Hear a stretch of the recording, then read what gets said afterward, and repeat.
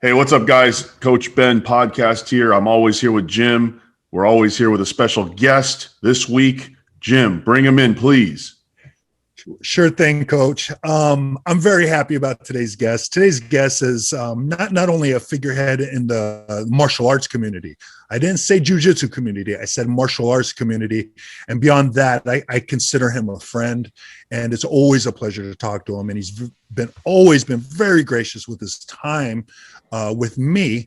And today, I'm very happy to introduce my friend, Erik Paulson. Mr. Paulson, thank you for joining us. Good afternoon to you, my friend. Good afternoon, Erik. Thanks for being here, man. I really appreciate it. I think like we just talked about real quick before we started the podcast, I want to go over, new stuff that you're working on. I want to hear maybe some stories from the past that you haven't shared. One question that Jim was already going to half ask you, but I stopped him, was, you know what? You ask it, Jim. You ask it, but don't ask it from that. Ask it from the jiu-jitsu perspective, because we're a jiu-jitsu podcast, right? Jiu-jitsu. Well, okay. I love jiu-jitsu. I'm a jiu-jitsu geek and everything, but I do want to be more enlightened and talk about the differences between catch wrestling and jiu-jitsu, because a lot of, the moves and the double wrist lock is my favorite example of just kind of the terminology of the nomenclature and the movement. But I think with that difference in verbiage is a difference in Let's make the processes. Question specific, Jim. Let's ask Mr. Paulson, what can jiu-jitsu people learn from catch wrestling that will be valuable? See what I'm saying, Erik? He's the intelligent one. And yes, there you go. There's the question. Okay, here's the deal. Everyone, a lot of people are getting their black belts today. So you're having jiu-jitsu all over the place. And you have different flavors of jiu-jitsu. And each person teaches specifically upon the way they're taught and where they're going with it. Some are sport orientated and some are self-defense orientated. So here's the deal. A lot of the guys, so they all experience jiu-jitsu. So a lot of them are like, okay, I know jiu-jitsu now. I'm an expert at jiu-jitsu. Well, what could I use to enhance my jiu-jitsu? And then they look at the catch wrestling and they go, oh yeah. Well, some of that's legal. Not all of it, but a lot of it is legal. So why, if you're a grappler, if you're a true grappler, here's the problem is a lot of people say, oh, that's not jiu-jitsu or it's like, well, you're a grappler. What is it? If you're a competitor, what style, what does it matter what style it comes from? And that was my whole goal when I was a fighter. I don't care. I don't care what grappling art it comes from. I use Aikido. I use Japanese Jiu-Jitsu sometimes. I use Dumag, which is Filipino grappling. Some of the things from there they have. The Silat has a couple things.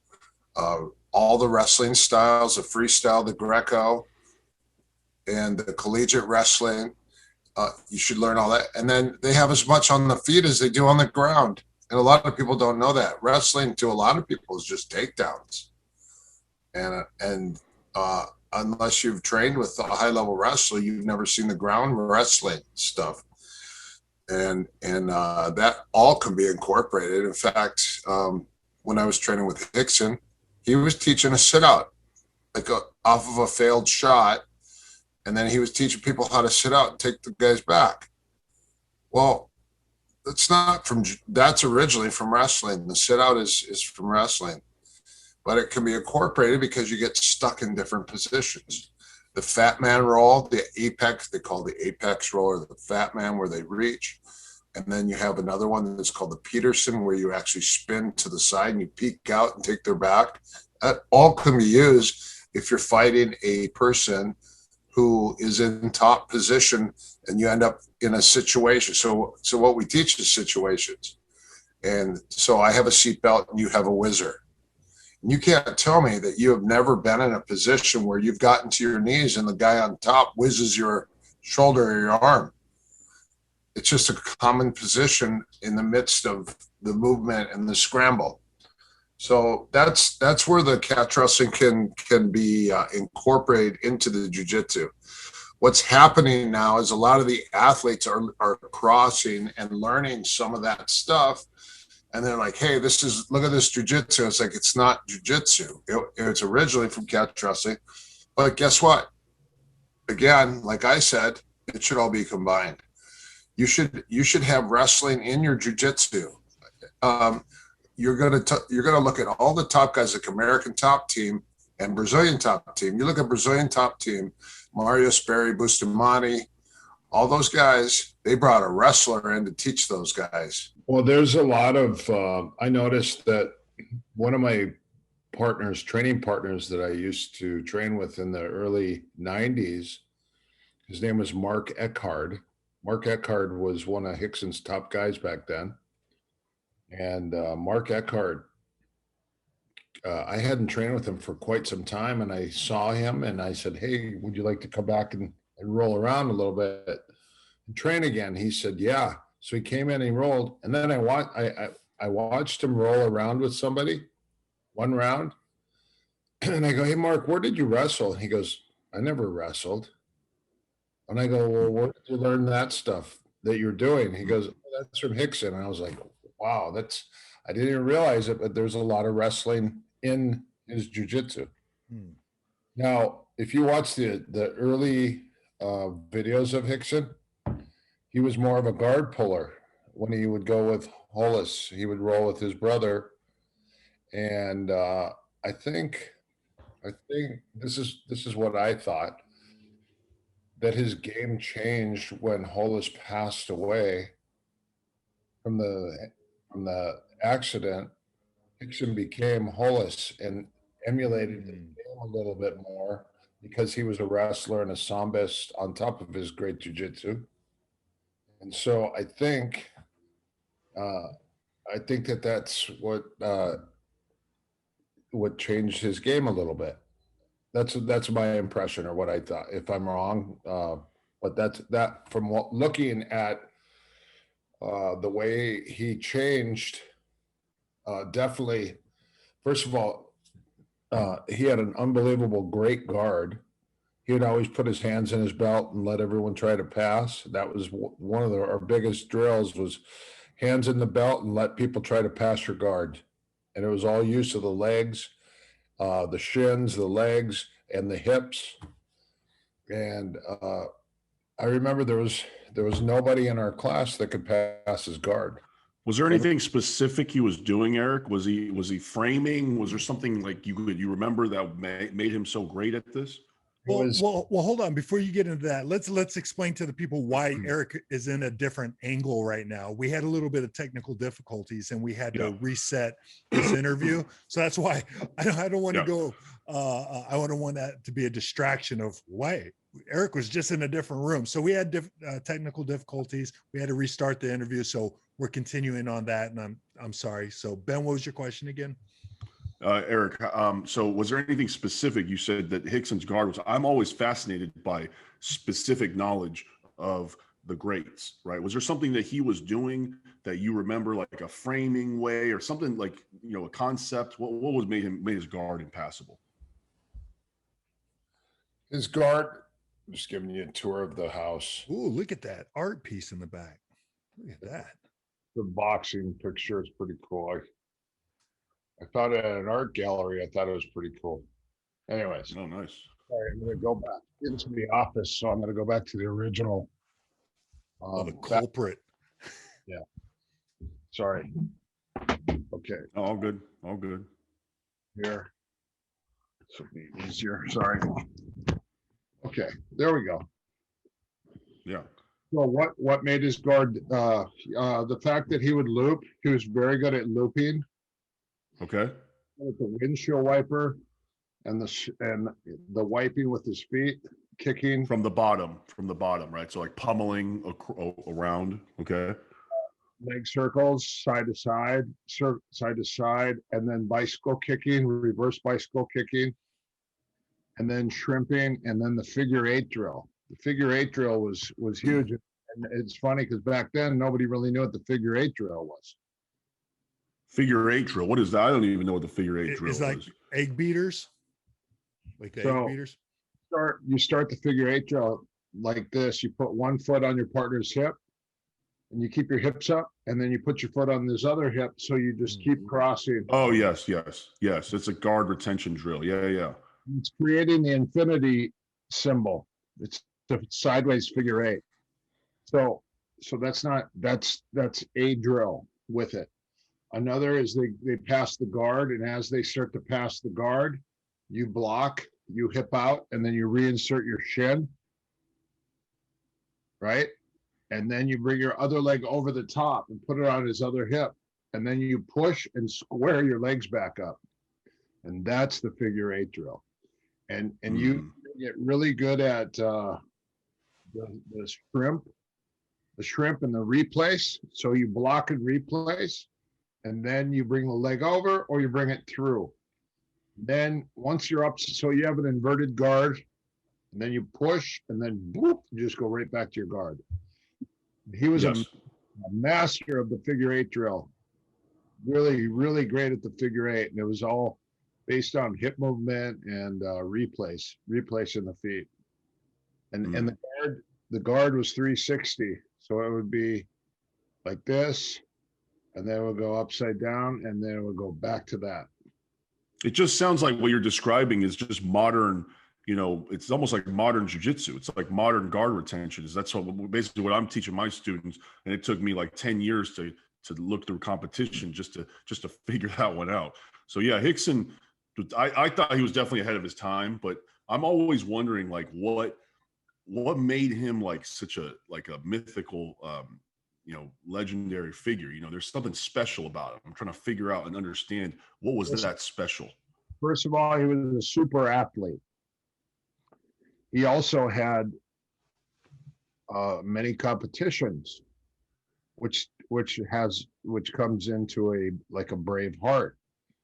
A brave heart is when you just compete and you take challenges. You take on all challengers. You got guys talking crap. You get in the luta libre guys, because there was a big controversy there with jiu-jitsu versus luta libre, and a lot of those guys would challenge the Gracies, and then the Machados are their cousins, and they were training too. But a lot of like Higgin and Jean-Jacques and Carlos, they were all privately training with Rickson. He was training a lot of those guys. So he was obviously unique, right? Even like, was there anything unique about his mindset that you can remember that made him special?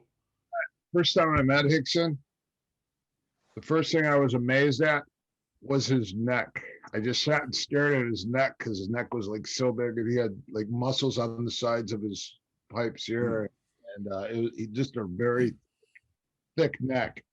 Second thing, I looked at his ears, and they weren't like over cauliflowered, but you could tell there was wear and tear on them. And the other was his breathing. He always had had this amazing breathing, which I believe came from yoga. He studied yoga, and then also Kim had studied yoga at that time too. She was a yogi, and so he would do the fire breathing, which he said, one thing that he always said that I always remember, he said, control your breathing or your breathing will control you. So the biggest thing was mastering your breathing. And the next thing was connection. Once you're connected with your partner, you become one.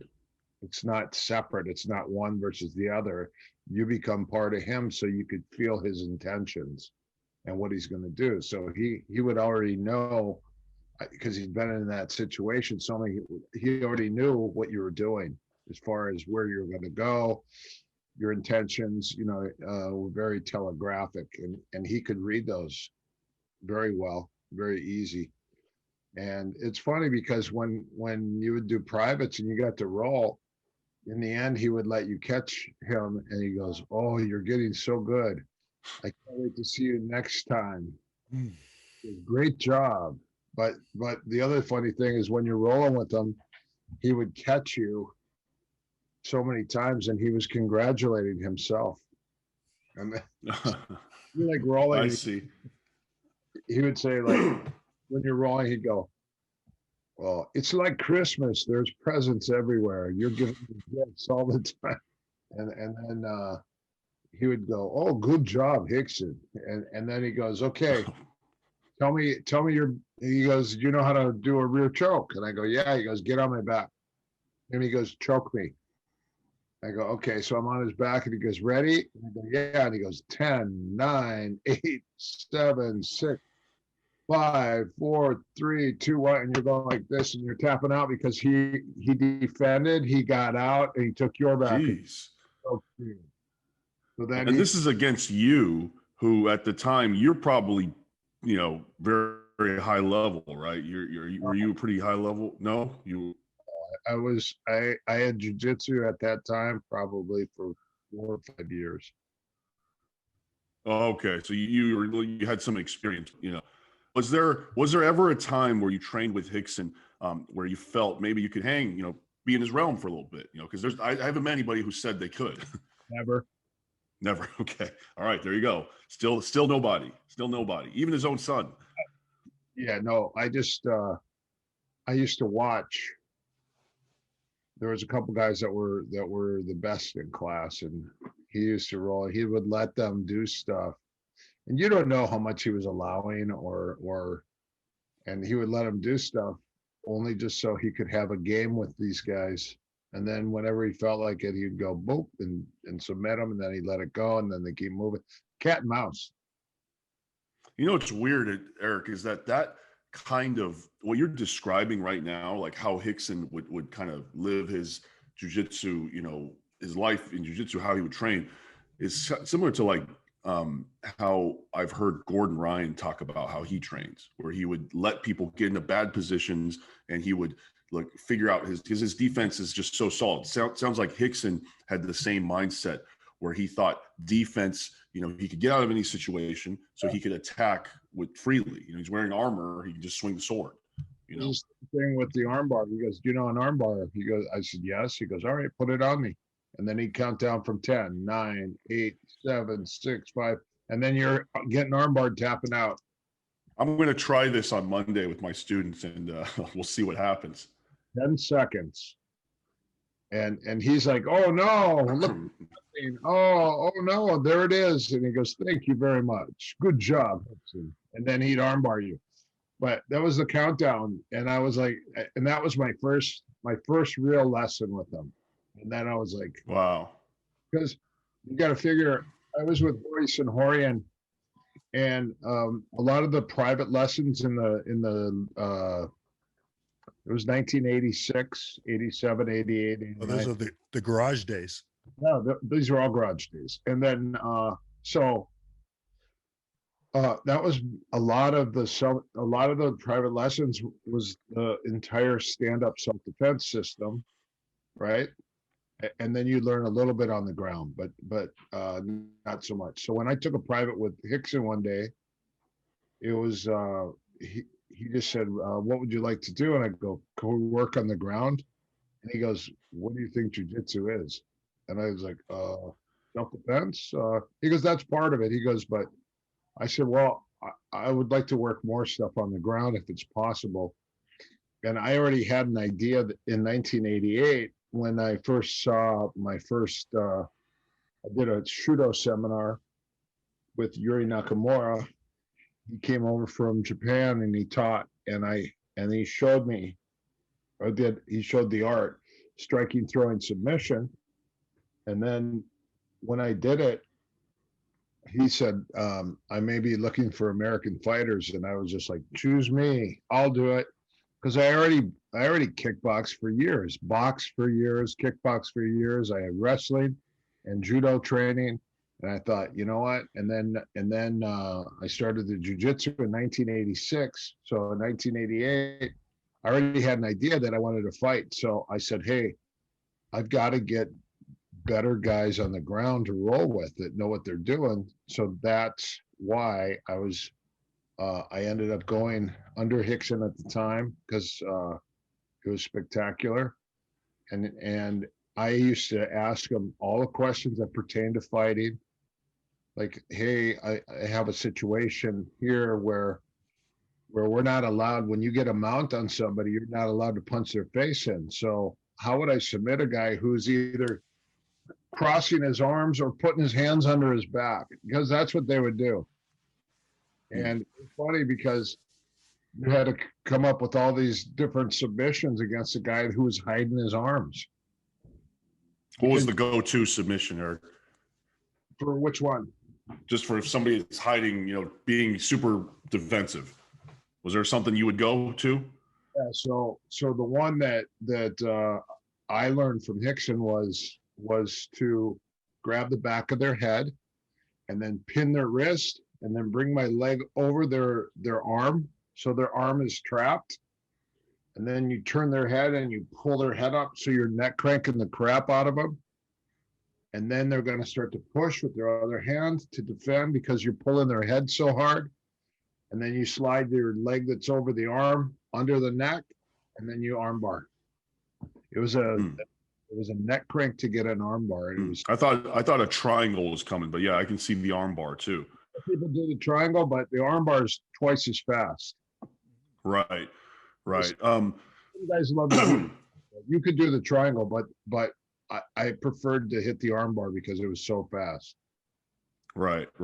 Hey, Eric, I want to ask you about something that has happened in jiu-jitsu recently is leg locks. Or not recently. It's been a lot of recent, probably the last 5-8 years at this point.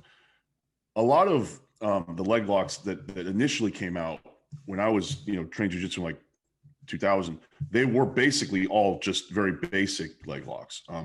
Now it seems like they understand a lot more. Catch wrestling, is leg locks a big part of it? I don't really know this. I know that they're kind of a big part of Sambo. What are leg locks in catch wrestling? What are they about? Shudo's catch wrestling came from Carl Gotch. Shudo in Japan, their attacks on legs were what the guys are doing today is what they were doing back then. Shudo. Yes, 100%. In fact, we had Achilles lock, heel hooks, toe holds, knee bars. There's hip locks. It was inverted heel hooks. In fact, combination 2 in Shudo is 18 locks, and it's all leg locks. And then the rest of the combos are all attacking the turtle, the leg locks from the turtle, and then reverse arm bars from the turtle. And then when they're belly down, all the attacks on the legs. So yeah, Shudo had a plethora of attacks on the legs. They were notorious for leg attacks. In fact, most Brazilians back in those days wanted to learn a little bit of the leg lock game because they wanted to fight in Japan. And in order to become famous and make money, you had to go to Japan to fight in this. And they knew that all the guys in Japan were great at leg locks. So the Japanese, when they would have a fight against the Brazilians, they would immediately attack their legs.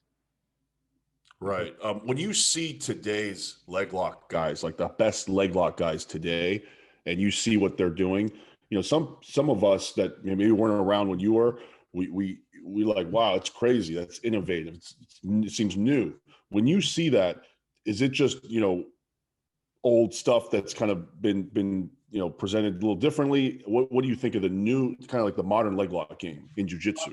It's modified, but the thing is, a lot of it looks like a lot of the old stuff. Like Imanari was doing this before these guys, and Imanari is 2 generations behind me.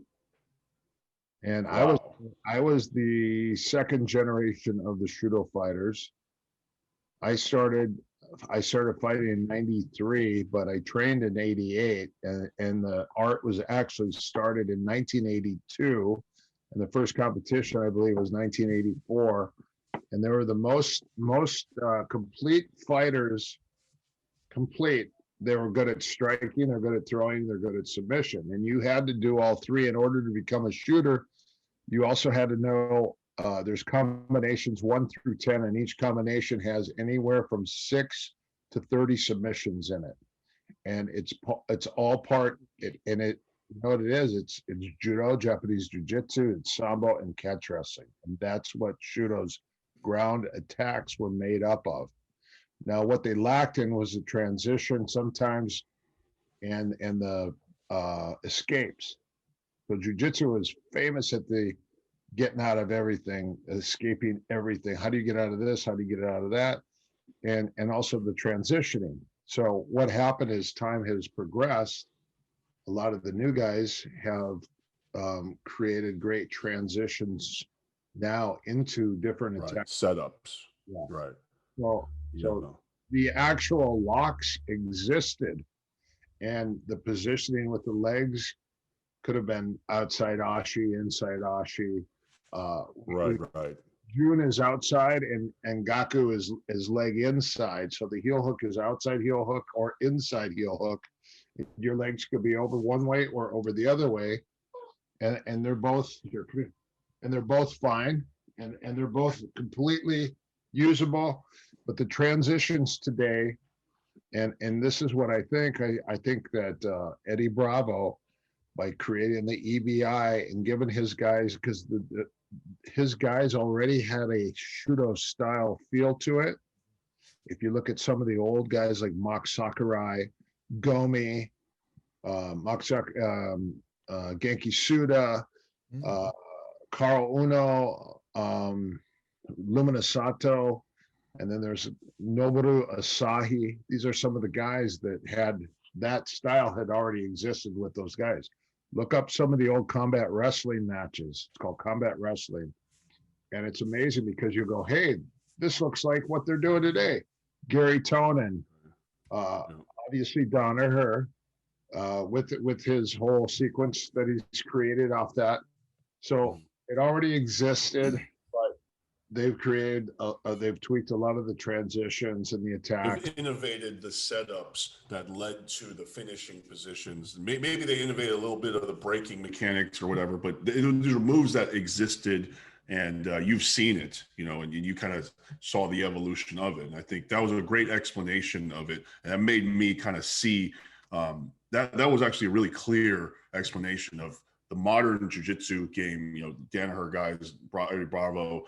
They've innovated the setups. That was a clear thought to me, and thank you for that. The setups too, but it's their transitions also. Like, gotcha. You watch. So a lot of the attacking in Shudo back in the day, when you'd go for a lock, it was like absolute. You would go for a Achilles lock, and it's balls to the walls. You'd go for a heel hook, and you're already rolling. You don't even wait for your opponent to roll. You put it on, and you roll. But they have to. You just hit something real important, Erik, that I wanted to, before I forget, I want to ask you about. It's also about leg locks, but it's a little bit more about philosophy. Just recently, I think it was just a couple days ago, or last weekend. Yeah, a couple days ago. I don't know if you saw this, but there was a tournament. It's pretty famous now online because of the what happened afterwards. There was a competitor who went for an Estima lock, and basically kind of what you just described, which was balls. It's all out. Estima lock, you got to go all out. There's no control of the hips, so he went all out and basically broke the guy's foot in half. The Estima lock, I don't even understand how they're making that legal. So if you're not allowed to do a heel hook or a toe hold, I mean, you are allowed to do a toe, because basically it's a toe hold. This was a no-gi, like a submission only. Everything was legal, like cranks, everything. So everything in this specific competition was for money. It was $1,000 on the line. But my question to you about that is, there was a video about it, and there was a lot of people upset, and they said, well, you need to give the guy time to tap, because it's too dangerous. I don't know what the idea was. I don't want to take a judgment on that, but what do you think about that? Is the Estima lock, I mean, should people be given the time to tap? I mean, you have to put it on. Okay, so here's the deal. It's a toe hold. It's a sideways ankle lock.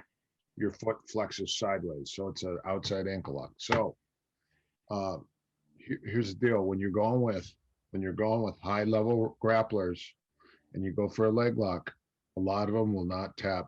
They just look at you. And I had a guy that used to do that. I said, listen, you need to acknowledge you're just sitting there looking at a guy attacking your legs. I go, you better, as soon as they go for your legs, you got to start defending right off the bat. And he goes, why? I go, because what if the guy's really good at leg locks? Right. And he goes, that's a problem. This is a while ago. He goes, that's a problem. Most guys don't know what they're doing. So they have a half-ass attack. And he goes, well, I'm not going to tap from that. So now I got a guy, he's a wrestler, but he got really good at, I think, a toe hold. And he just went boom and he grabbed it. And this guy just stared at him and all of a sudden, pop! And he goes, oh, you popped my ankle. And I go, hey, listen, you never, when somebody touches your feet, you never have a sense of urgency because you don't believe that guys are good enough to ankle lock you. I go, times are changing, buddy. And so the deal is I got guys that are black belts in tournaments and they came back and they said, hey, can I ask or say something to you? I go, sure. And he goes, I figured one thing out. And I go, one thing. Sorry, I got mailman. Sorry. Hey, so yeah, I got so the whole thing with that is that when you catch a lock, when you catch a submission, you better put that thing on, and it's got to go on so fast. And if you don't put it on fast, you have to put it on. And Right. he goes, You have to. he even said it's like you have to break their ankle. Hey, can you guys give me 1 second? Yeah. Absolutely. For sure. Okay, go ahead and keep it running, Ben, and then I'll just edit Yeah. it out. So my we can just keep it in, Jim. My question to Eric, I'll steer him in this direction as soon as he comes back. But I wanted to get more of a kind of like almost like a morality question, but it's like I wanted to hear, because there's people online that are saying that the Estima lock should be banned because it does not give your opponent time to tap. So its intention is to injure the opponent, and that's not the spirit of jiu-jitsu.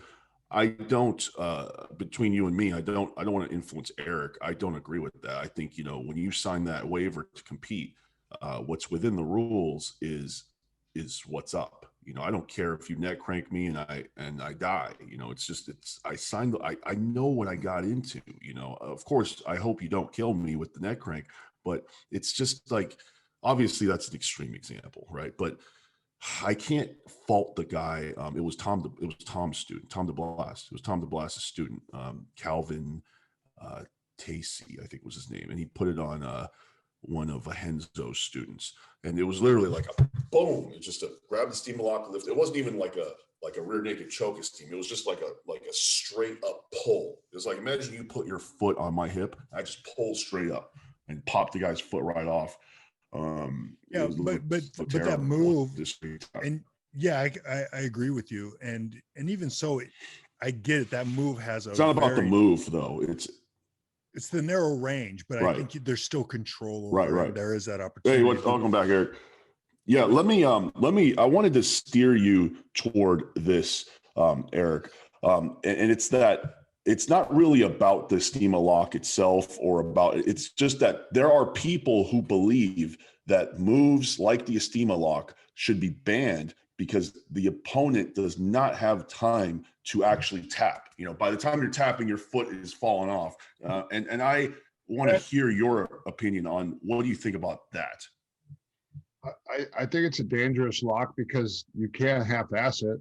You have to Right. put full blown. You got to go full blown. And when you put that thing on, again, yeah, you're in because you just you grab Right. it, you snap. When you grab it, you snap it. You go boom, and you grab figure four, and then you hit it. If you were in a competition and somebody decided to grab an Estima lock and break your foot, let's just say somehow it was Hickson or something, and they were just able to catch you, would you be mad, because you didn't have time to tap? What would you think about that? Dangerous lock. So I don't understand how they don't allow your outside leg to go over and your inside to go over, but not your outside. It has to stay on the hip, which is stupid because you just clear it and you sit up. I'm looking at that and I'm like, but you guys are allowing the Estima lock? How do you guys allow? Right.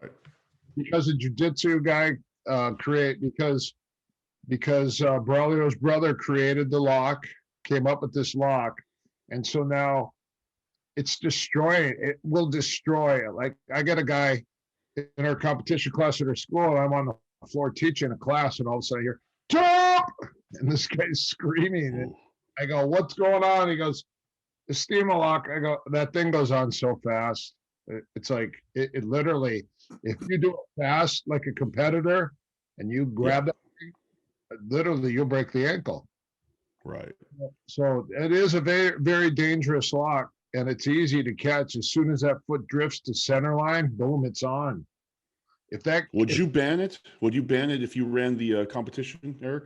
Well, I don't know.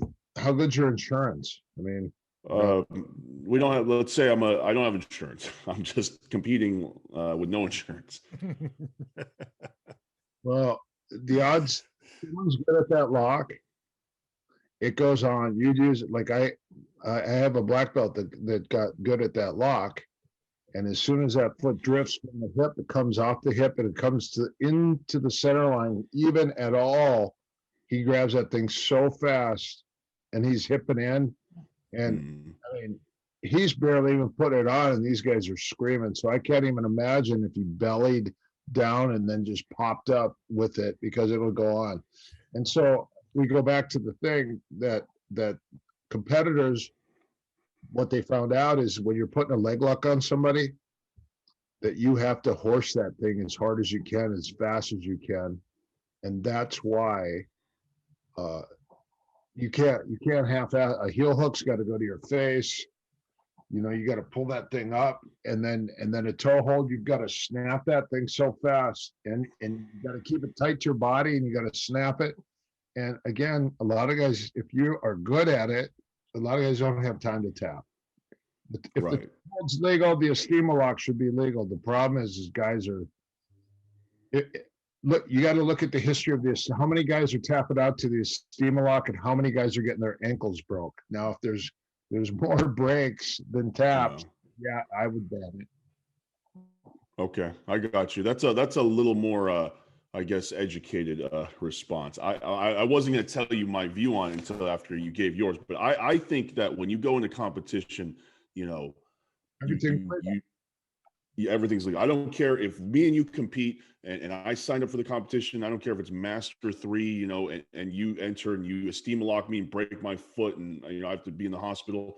I signed up for this. You know, don't compete. If you don't want that, don't compete. That's how I feel. I know that that does not mean that if I was to somehow get an Estima lock on you, that I would do that to you. But if you did that to me, I would not, you know, I wouldn't be upset. And right now there's a big backlash about this, about how this guy broke the other guy's foot, didn't let him get time to tap. And I'm just thinking that's nobody's fault. You know, that's nobody's fault. It is what it is. It happens. And at a black belt level, you're an expert. So at an expert level, you should know every lock or most locks, and you should also have defense and good defense against the locks. And again, like I said, the sense of urgency.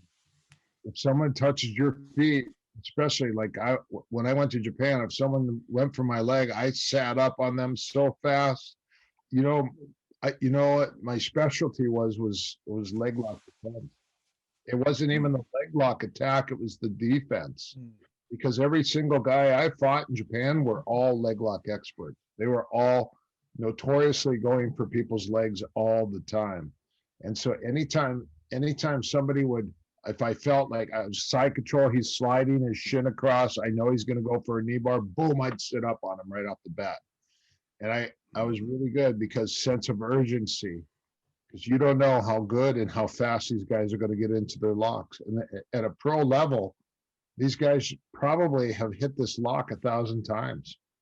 Right? Yeah. You hit something right there, Eric. We're going to wind this down because, you know, we don't want to take up all your time. You hit something that I wanted to make sure that the listeners and I want to hear. I want to learn this.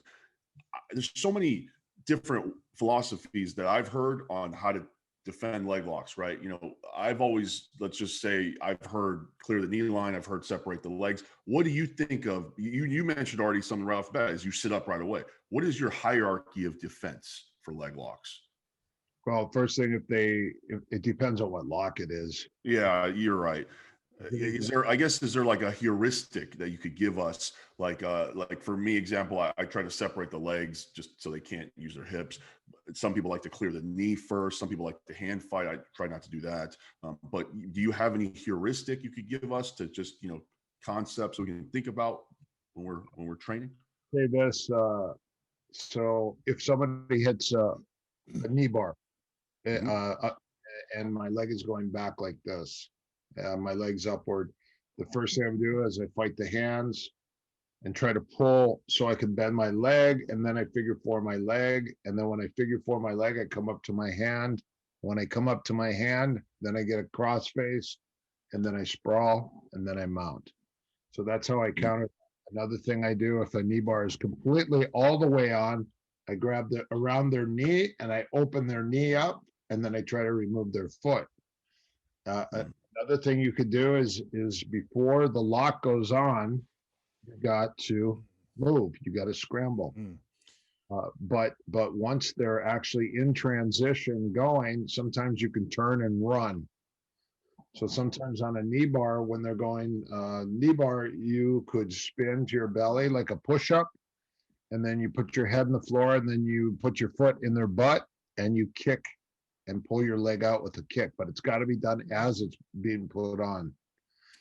So it almost seems like the first thing is, no matter what and we're speaking of leg locks here, is identify the lock, identify the brand, and then know that neighborhood of, okay, if you escape the first move, what's their next option, and make sure you can disengage from that one. So it'd be like identify the danger first. Identify like the you danger, are in danger. Then what leg? I think that what Eric's saying is what if you're in danger, then you have to identify what danger it is, right? If it's a knee bar, it's probably gonna be a little different from a toe hold. The steam lock is very different. It's all different. I'm going to hand it over to you, Jim, in 1 second. I want to ask Eric one important question that I've been dying to ask. Okay. And that is the what we talked about earlier, which was Eric, I've seen you show very, very nice transitions. I think it's catch wrestling, something like from side control, for example, where you'll go for a Kimura, and then you kind of go into this like almost like a system, and it's real quick. It's like you go for Kimura, there's a wrist lock here, there's another Kimura here, there's a straight arm bar here, and there's a lot of things that in that transition of submission, it's not transition, they're actual submissions. To me, I've been training a long time. I'm not any kind of master. I'm maybe a little bit of an expert in grappling. But to me, when I see that and I see people, I don't see anybody able to catch that at a high level. That kind of those quick transitional submissions. I think I'm wrong. I think that why it doesn't work for me and why I can't see other people doing it on me. But I don't know why. I guess my question to you is, when do you apply those types of submissions, those like transitional submissions? Any type of chain wrestling or lock flow like that, a lock flow, it's called a lock flow. Yes. Maybe it's a circular lock flow. So I hit an Americana or V-arm lock or double top wrist lock. You start to straighten it up, pillow V-arm lock. You start to fight out, your head's coming up, you start to fight out, you hit a reverse triangle, you're on a reverse triangle, you're starting to choke, he's not going, you bring your elbow over, you go inverted arm bar, and he pushes in, and then you go reverse arm bar, and he pulls it back in, and you hit the same circle or cycle. If you don't practice that, then when you experience that, because it's all based on a person's reaction. But what's your reaction when a guy goes like this and he hits the paintbrush or the Americana or the double top? I bridge immediately. So that's why when you hit this, you slide your chest to their stomach right off the bat. The second thing is you slide their elbow to their hip.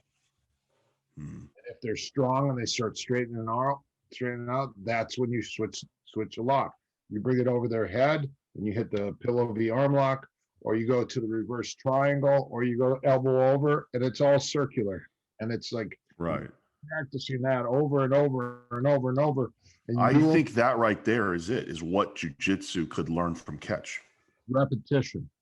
Yeah, so and that reminds me. So years ago, we did a video series together, Erik, and then you showed this concept in the stock position and the hammer lock, and so where you just I just remember walking away, and I think it was Alan. We were talking, and he's like, "Yeah, Paulson's like a fire hydrant of information," and to this day, your videos were the hardest to edit because of the amount of information and the complexity and how you think and how you see those chain submissions, those patterns is quite amazing. I'll try to dig up some of those and make sure, they get seen. I'll include in the link of like some of your concepts, because it's truly mind blowing. And to this day, it's one of the most complex videos I've ever had to edit because of the information involved.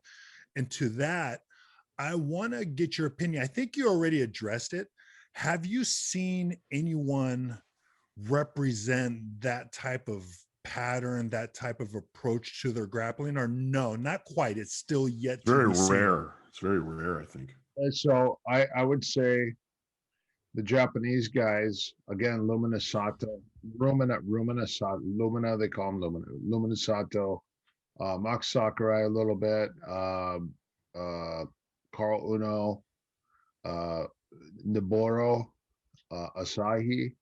He was older generation than me, but he was like the epitome of a submission specialist. And then Genki Suda, his style is attack. Oh, he's one of my favorites. I love that guy. Today, the same style as Gary Tonin, is the exact same style. He's attack, leg, just boom, boom, boom. Yeah, Gary's a great example. Gary's a great example, and his style is probably closest to a Shudo guy that I could say. Obviously he comes from the camp, and he's got other guys that are very similar to him that I don't know but it's that style is they go out and try to attack the whole time, and that's right. I guess that's the style. It's just constant attack. Here's where it came from. In Japan, in Shudo, when these guys are fighting, when all these guys are fighting, you had 15 seconds when you took your partner down. So if I throw a left hook and hit a double leg, you got 15 seconds to submit your partner. And if you can't submit him in 15 seconds, you're back to your feet kickboxing. Oh, what rules was this, Erik? This sounds like almost like judo rules. Similar. 2-toe rules, and it was 5 3-minute rounds was the pro level, 5 3 minutes. And when you hit the ground, you had anywhere from 5 to 15 seconds to submit the guy. And if you did, that's why I came up with this DVD a long time ago. It's called Quick Kills. And Quick Kills, I remember that. Striking to take down a submission. And it's like immediately fast. In fact, when I first went to Higgins school, the Machado school, Higgins was watching me roll, and he goes, "Slow down, take your time, and your position." And I was like, "I can't." And he goes, "What do you mean you can't?" And I go, "I got to fight. I got to fight in 2 weeks." And I go, "I got 15 seconds to submit my guy. I'm not going to lay on him and hold him a little bit." I go, "I need to attack." So I was trying to submit everyone I was rolling with right off the bat. And just because the idea of jiu-jitsu is slower, more pressure, more. And Shudo's entire objective is, if you can touch it, you can take it. So attack.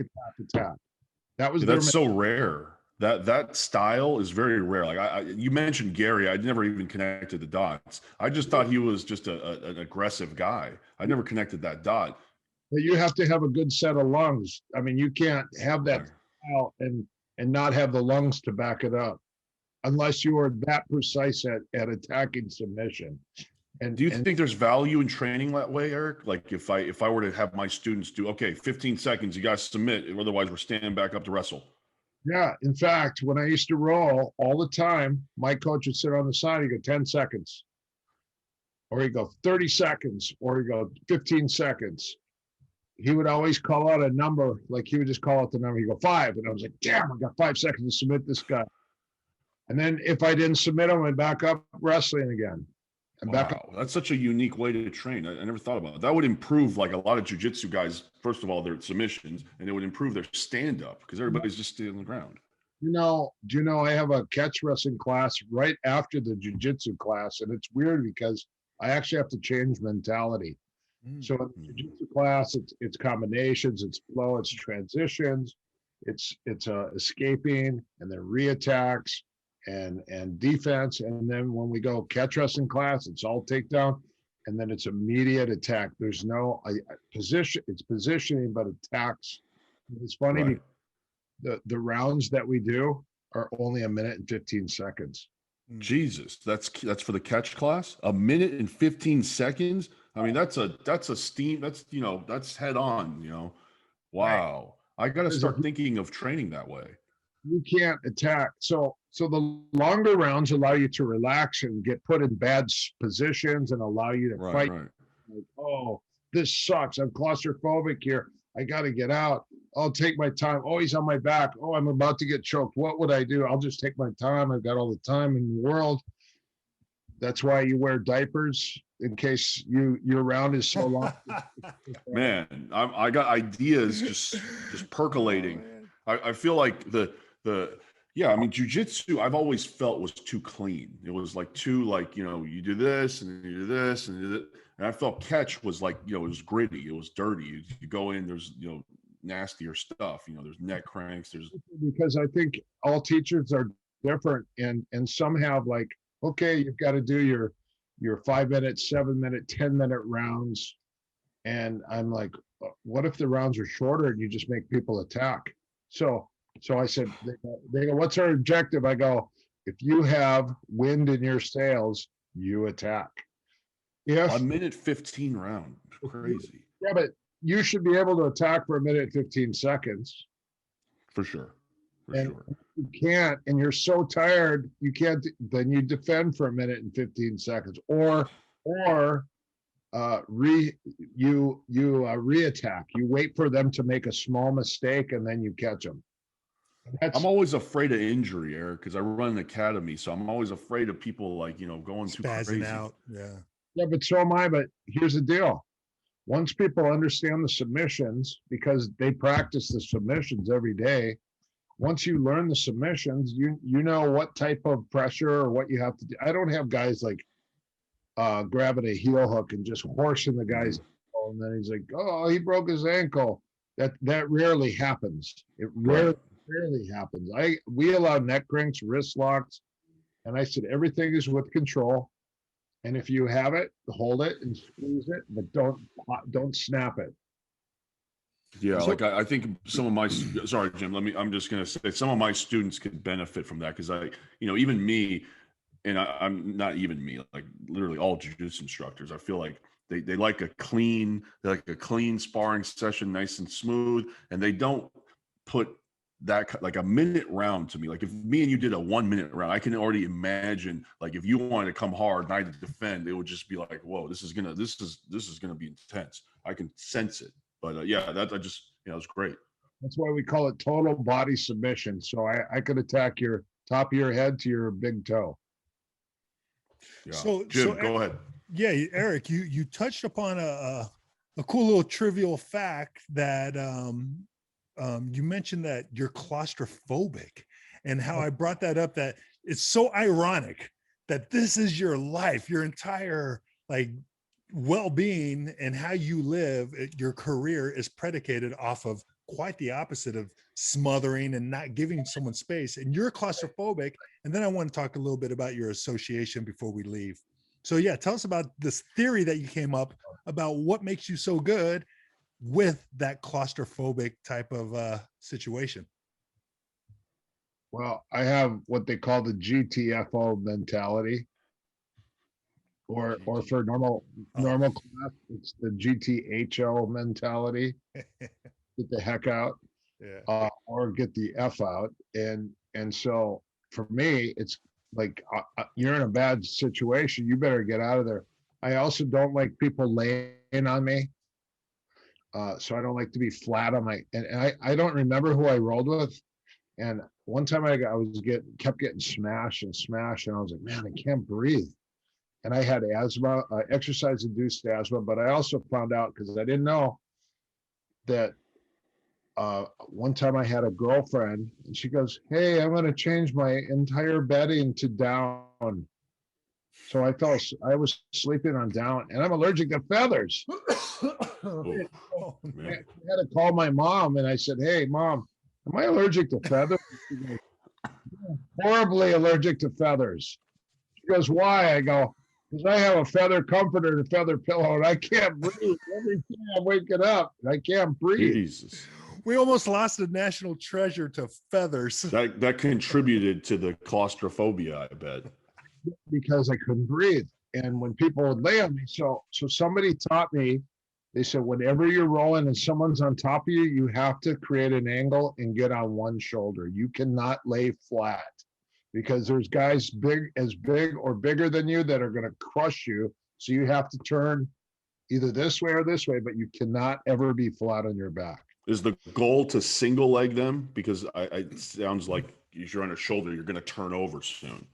Yeah, I use a knee bump in the butt a lot to get up to my side, like they call the box guard, or I don't even know the name. Box guard. I call it fetal, staying tight. fetal facing inward and fetal facing outward. There you go. Oh yeah, there you go. I call it fetal position. I just call there it you fetal position. Box. So fetal in, well, it was the Peruvian necktie. Tony D'Souza created the box guard, and he was teaching it at Higgins Black Belt camp, and he was teaching it, and he had BJ Penn as his partner, and he's like, okay, this is the box guard. And it was funny because I came on after him, and I didn't even realize I started teaching all leg attacks from the box guard, but I didn't even think about it. I was like, oh crap, I didn't try to debunk his box guard. I actually deal with that position all the time and go, so here's some attacks when you're on someone's back and they're fetal facing away or they're fetal facing in. And I was hitting a back spinning knee bar. And then from the back, I was hitting a front spinning knee bar and a snap toe hold. And it was funny. I was like, oh, and someone goes, hey, nice one. And I go, what do you mean? He goes, you just like took Tony D'Souza's box guard and you just try to. Box guard doesn't sound like it's too, it's not, it's like almost like, it sounds like defense isn't too great during the box guard position. If you can hit all those submissions. The whole concept with that was pretty cool because it was all they're inside control. You're on your side facing in, and then you use your knee in his butt and it brings him up, and then you would head inside single and then hit a far knee tap. And he had a whole sequence from that position. And it's funny because I used that position for 2 years because I tore my psoas and I tore my pubic. I tore my psoas off my pubic bone. Oh, Jesus. So as a hip flexor, that got me painful. So you know why it worked? Because I had let a guy. Oh my God! Sorry. Whoa. Whoa. Hey, little man. I had. Sorry. The mailman. So he's a watchdog. Again, mailman again.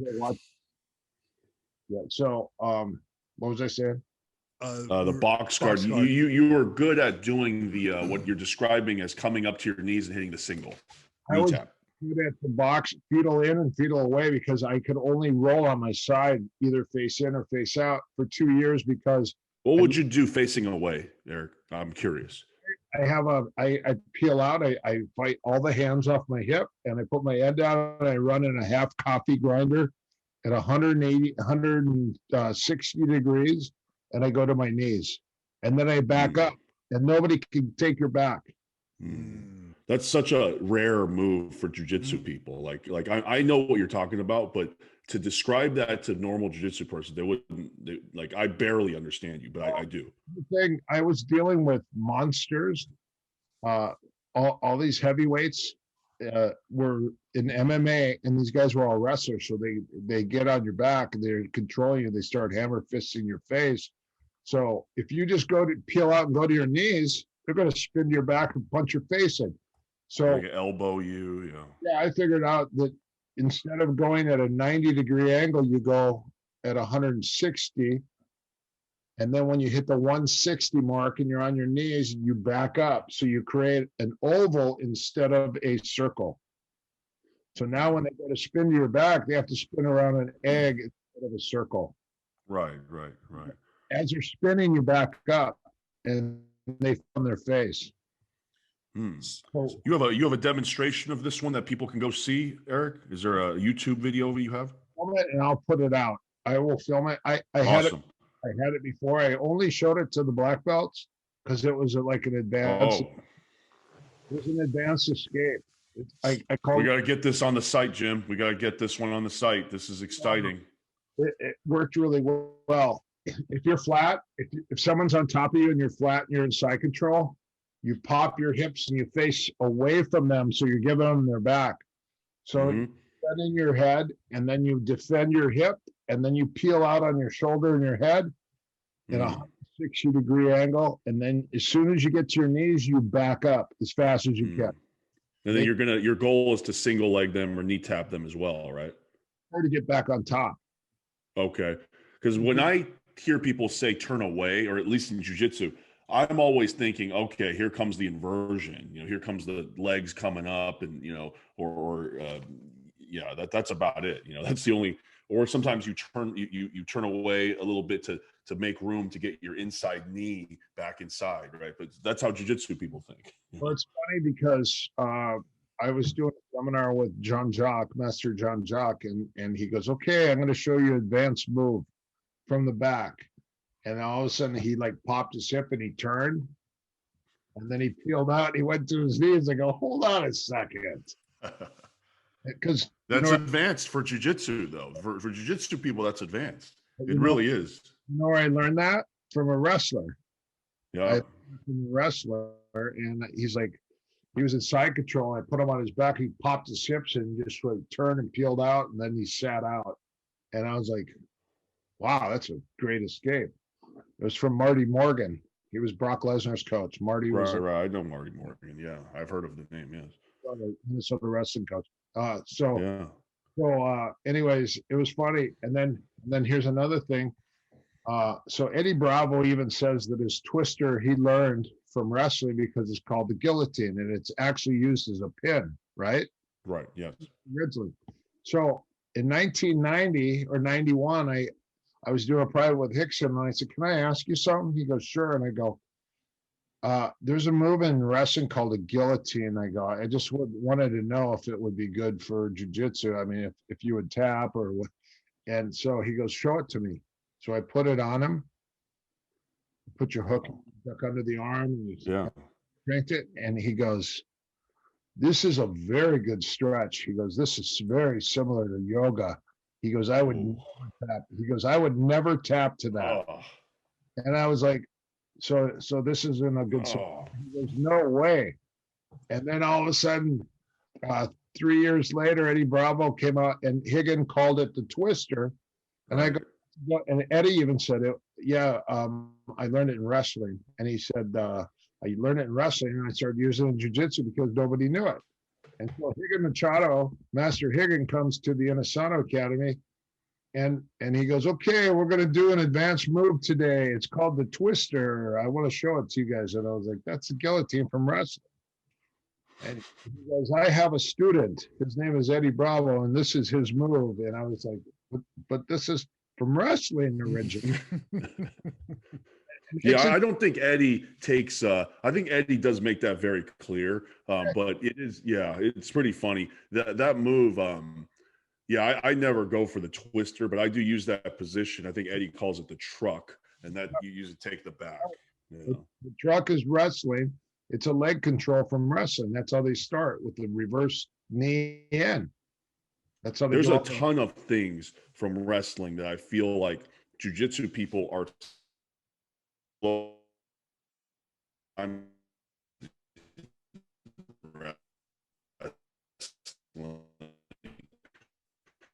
is basically head on the end. So there's a move that there's a wrestler named Kendall Cross. If you put two knees behind you would like use two knees behind your heel, your foot, you drop down, and he would use that to kind of trap your leg. I don't know what that position is called in wrestling, but like these are things that people in jiu-jitsu are now discovering, and these are like moves that are 40 years old. So yeah, that would fall into the category of catch wrestling, because if it's submission, it's wrestling, or submission wrestling, it could be catch. And that's what they're trying to do with ADCC. I think they're trying to make ADCC the submission wrestling championships. Well, here's the deal. So a lot of these guys are incorporating wrestling into jiu-jitsu, but now it's their move because they're good at it and they're calling it jiu-jitsu. How about this? In 1989, 1990, people only knew the figure 4 footlock, right? Nobody knew, like, not in the jiu-jitsu class, in Hickson's class, and in the Machados actually were innovative, and they started incorporating leg locks into their game. So there was more leg locks at the Machados. But when I trained with Hickson at that time, nobody knew leg locks, and so I was attacking legs. And I was getting yelled at because I did a cross heel hold. We called it a heel hold. So he had the Achilles lock, and I had an Achilles lock, and I crossed his leg over. And he goes, "You still don't have it." So I cranked it. He wasn't tapped, so I switched to the heel hook. I go, "What about now?" He goes, "You don't have anything." So I'm boop, and his knee popped. And I remember Hickson coming up and yelling at me. He said, "Hey, listen, we don't do any of the heel twisting stuff in here." And I go, "Oh, the heel hold?" Because it was called a heel hold, not even a heel hook. And he goes, "Yeah, no twisting of the ankle like that, because that ruins people. They need their legs." And he goes, "That destroys things." And so I knee barred another guy, and they're like, "Yeah, you got to be really careful." He goes, "You could pop a guy's knee." And it was so funny because I was getting reprimanded. And then in '96, when I competed in the Pan Ams in Redondo Beach, the first Pan Ams here, I had two Brazilian guys, and I leg locked the second guy, and the whole crowd, I waited 8 hours to go against this guy, and Achilles locked the guy, and the whole crowd booed. They booed me. They're like, "Boo!" So what do you do when you get booed? You stand up and you blow kisses. You blow kisses. Was it because of the leg lock, Eric, or was it just because it wasn't a Brazilian Leg lock. It's because of my blonde hair, my blue eye. No, it's because it was because of the fact that I ankle locked him. Ankle locks, leg locks were frowned upon in '96. Let's cut to 2016, and I go to the Worlds or the Pan Ams. The Worlds, and I look up on the screen, and the epitome of jiu-jitsu today is one girl black belt knee barring another girl black belt. And that's the picture they use to depict the world jiu-jitsu competition. Evolution. That's leg locks. When I was training with Hickson, nobody even knew a knee bar. Now that's the picture. Like, leg locks were considered dirty, so were wrist locks. I remember I wrist locked a guy. They go, "That's last resort." I was training at John Lewis's school, and I wrist locked somebody, and they go, "That's last resort, Eric." And I go, "It's submission, and it counts. So what does it matter?" I go, and especially if you're a black belt and you get wrist locked, I'm sorry, you're an expert. I just submitted you with a stupid ass wrist lock, and guess what? You shouldn't be getting caught with wrist locks. And if you do, you should be knowing them too. You are a black belt. You should know wrist locks. You should know neck cranks. You should know leg locks, and you should know all the arm attacks. The Kimura, the arm lock, or the paintbrush, or Americana. We call it the V-arm lock, the pillow V-arm lock, the chicken wing, the straight arm bar, the wrist locks. Everyone should know it. If you're a black belt, you should know all the submission, not just the DARS. I agree. I think you should know the Estima lock. You should know everything. You should even know the ones that are illegal. the Estima lock is only one lock in a plethora of locks. The Achilles, the inverted Achilles, the outside, the twisting, the zigzag, and Yeah, I then think it's just a corkscrew with a different grip. It's just a rear naked choke corkscrew, right? Because the corkscrew is really a catch lock, right? well, you know what? I mean, what's what? Because here's the thing: if jiu-jitsu guys are using catch wrestling, it's going to become. They're going, look at this new jiu-jitsu move, and I'm like, hold on a second. So I used to do this thing I call the mother smother. It's called the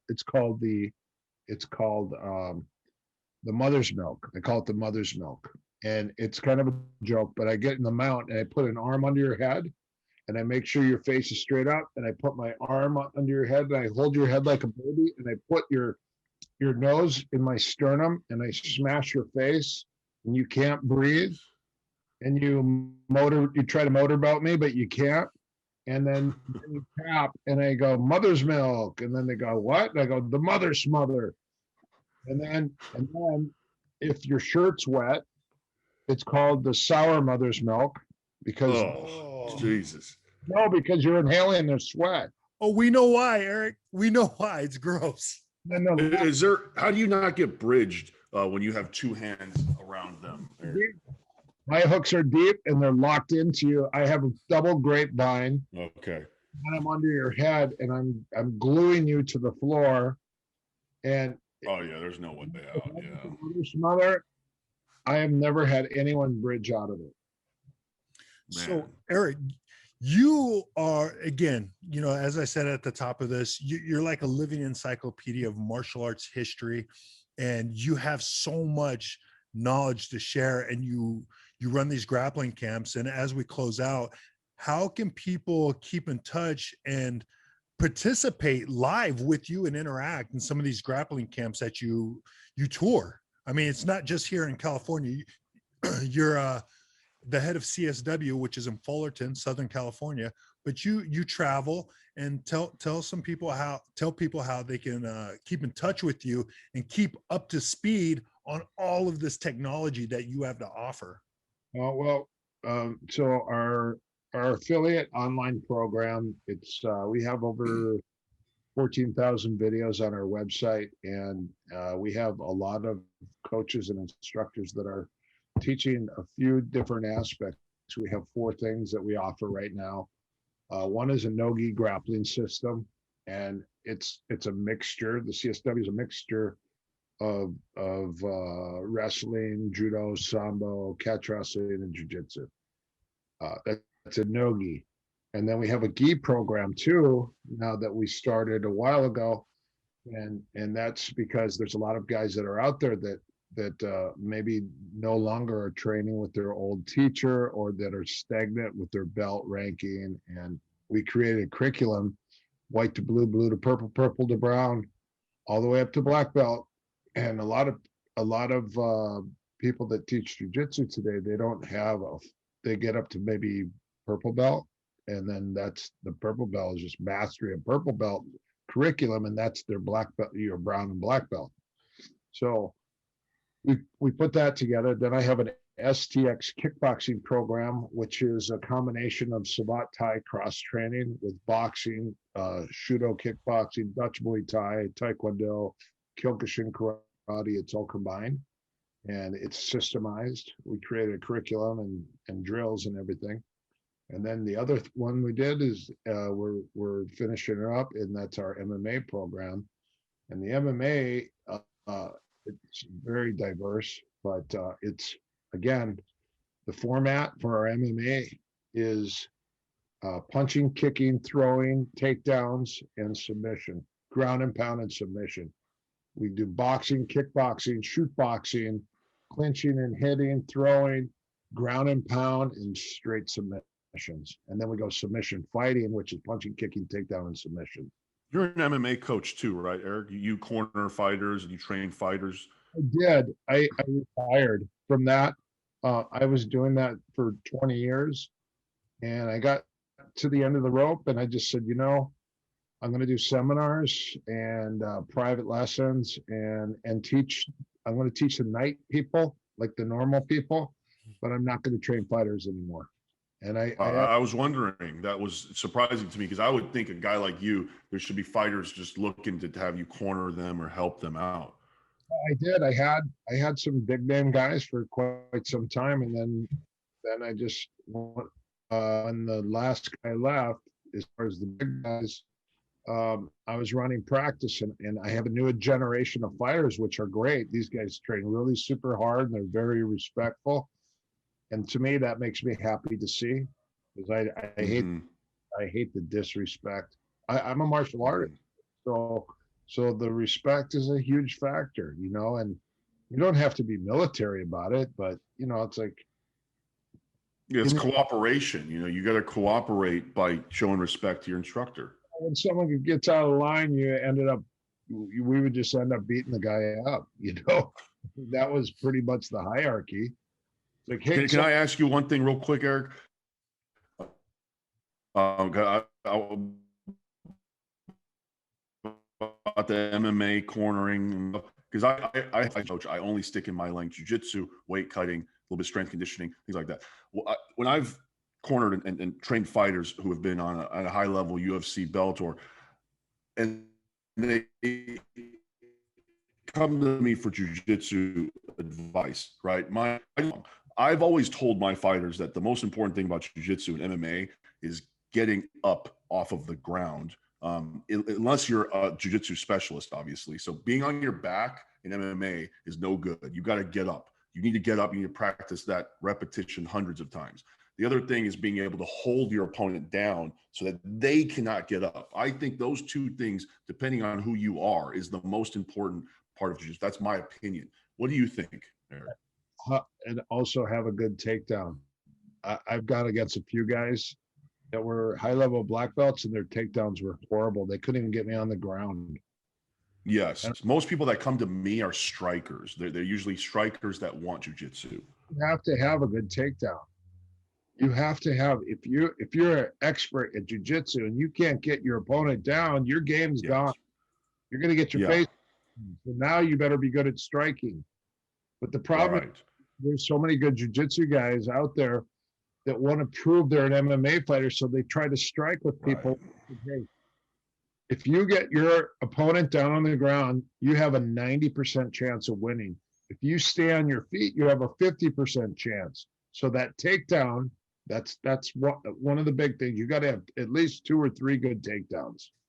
The next thing is, as far as you need to keep getting up, get back to your knees. Getting to your knees is a big factor. If you get to your knees, you tripod and you can get up to your feet easy. Yeah. When you get to your knees, every position, you should be able to get to your knees and then get to a tripod and then stand up and back out. Tripod meaning, Erik, on your head or on your hands, or both? Forearms. You could do head, you could do forearms, or you could do hands. Right. I think that's a really neglected thing. Getting to that tripod, getting underhook, getting out. I feel like people just get stuck. If you guys want to research like the tripod escape, watch Daniel Cormier. Every time he gets taken down, he tripods and he stands up. And he does it from the front, from the side, and from the back. He's really good at the tripod and getting back up.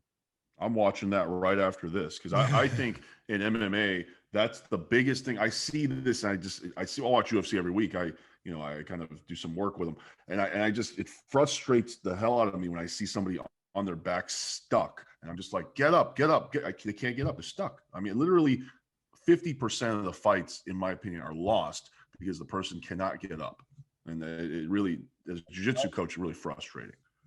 You're right. In fact, I trained a couple guys and I said, hey, let's address where the fight could go. The fight could go to the point where you're taken down and a guy puts you on your back. I said, let's work some get outs really quick. Let's do a couple scenarios and get out. So if you get taken down, you can get out. And he goes, well, what if I knock him out? And I go, what if you don't?